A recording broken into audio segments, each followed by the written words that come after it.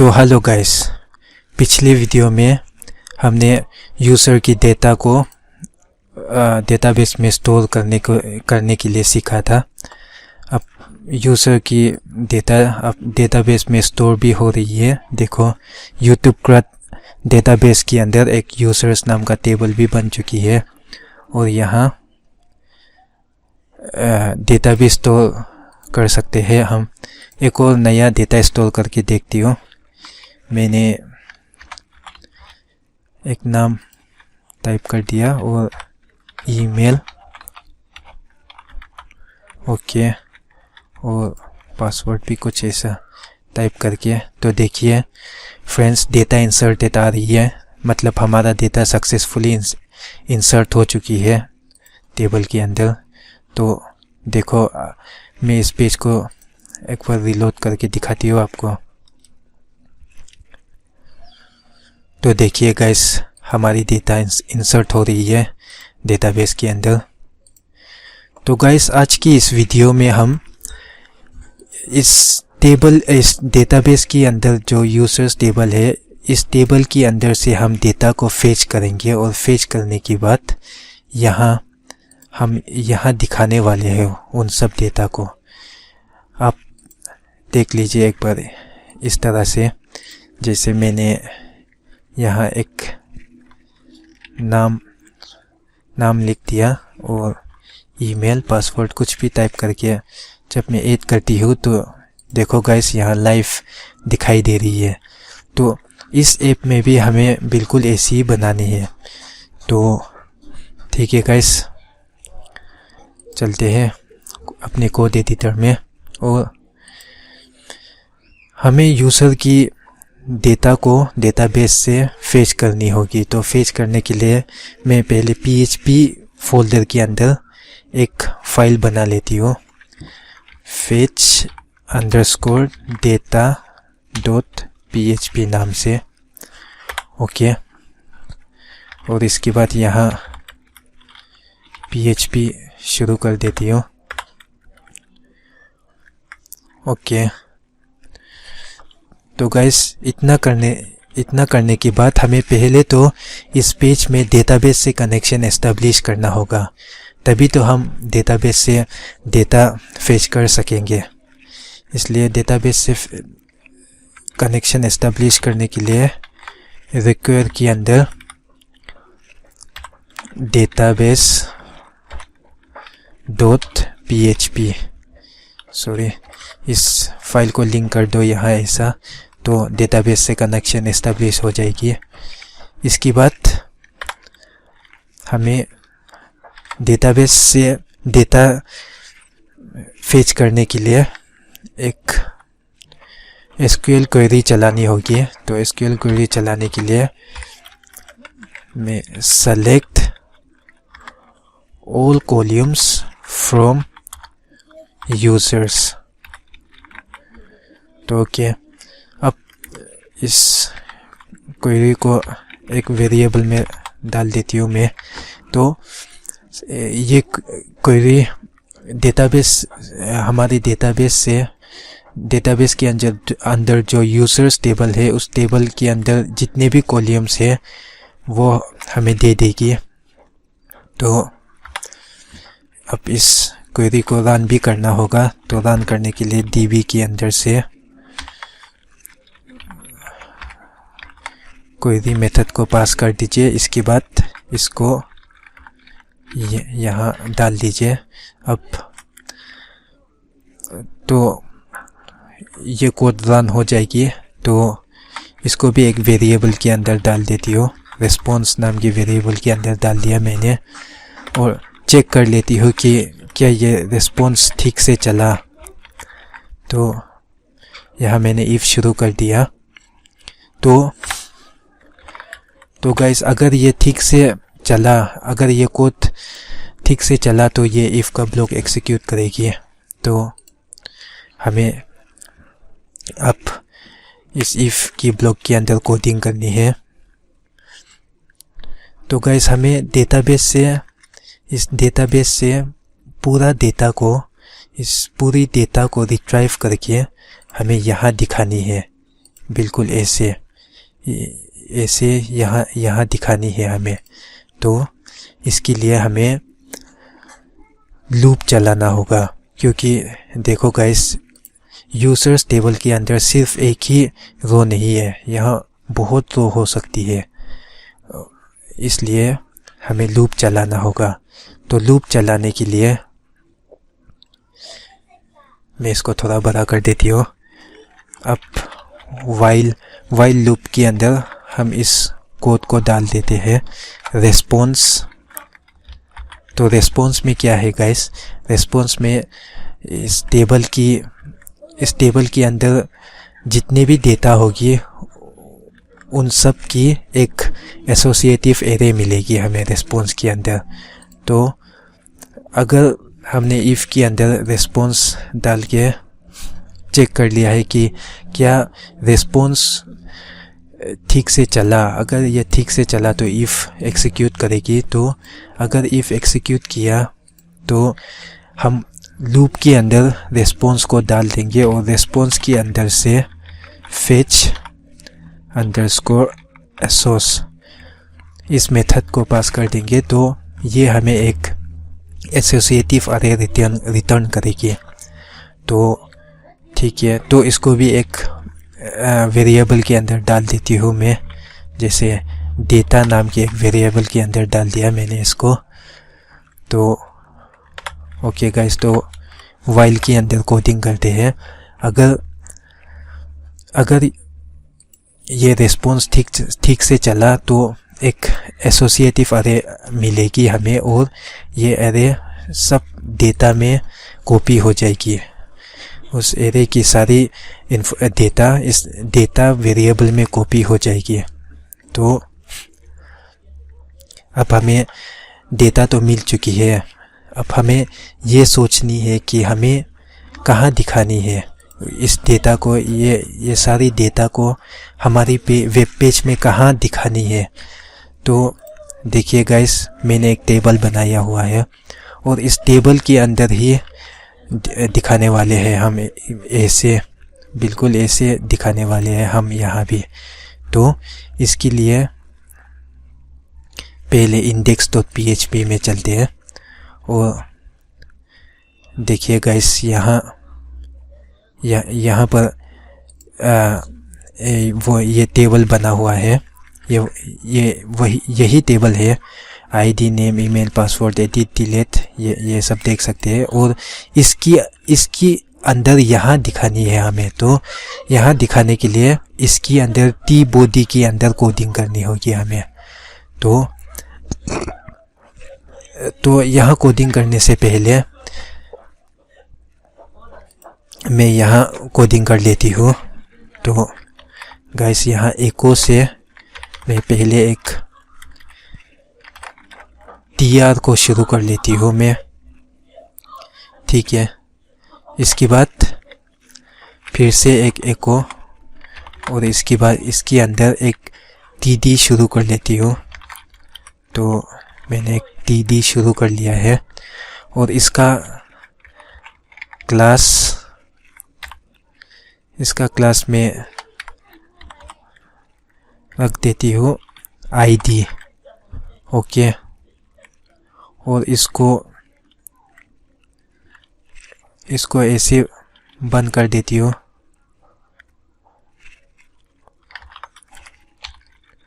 इसको ऐसे बंद कर देती हूँ गाइस।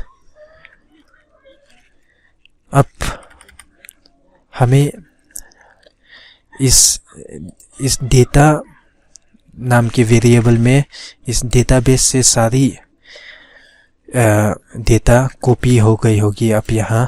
तो हमें पहले देखो गाइस, पहले हमें यहाँ आईडी दिखानी है ऐसे।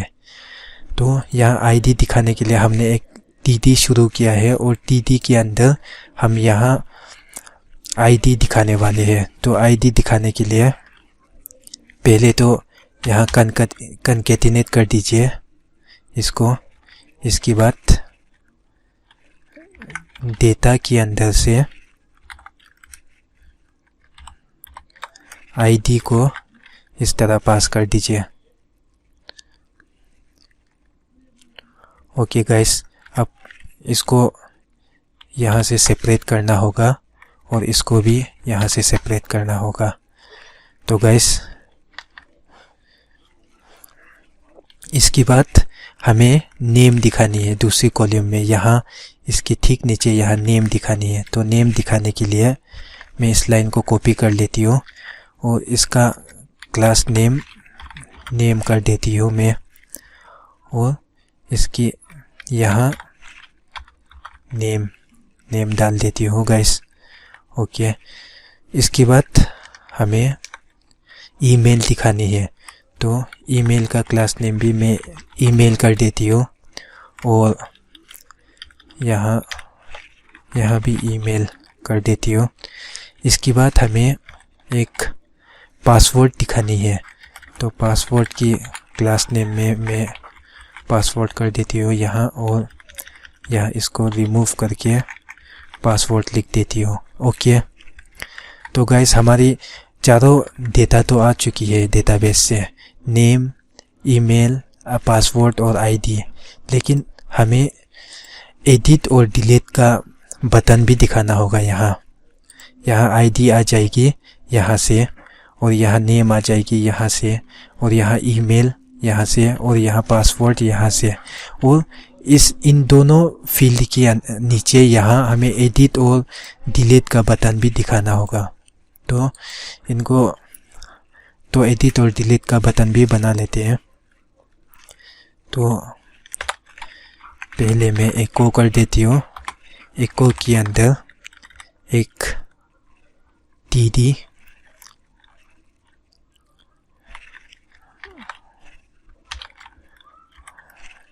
ठीक है गाइस, एक टीडी, और टीडी को ऐसे बंद कर देती हूँ।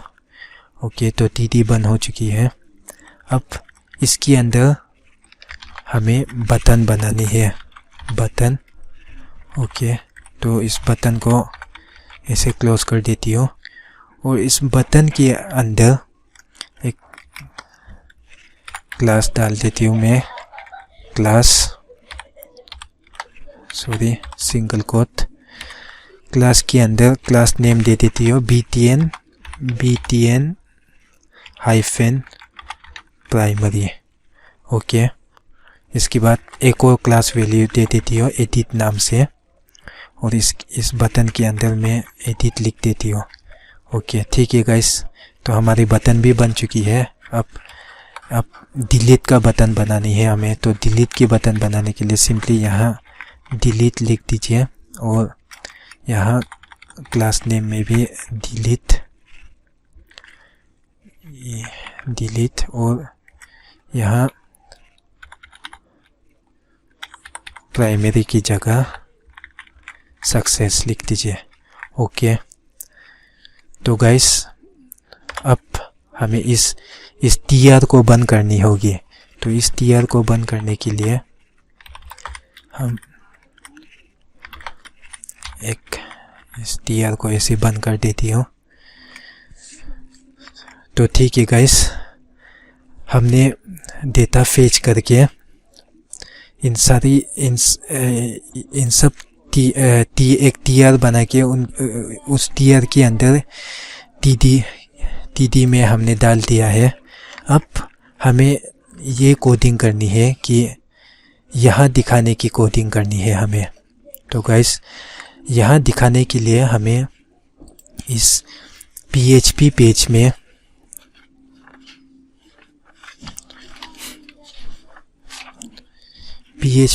में हमें इस TD के अंदर PHP शुरू करना होगा।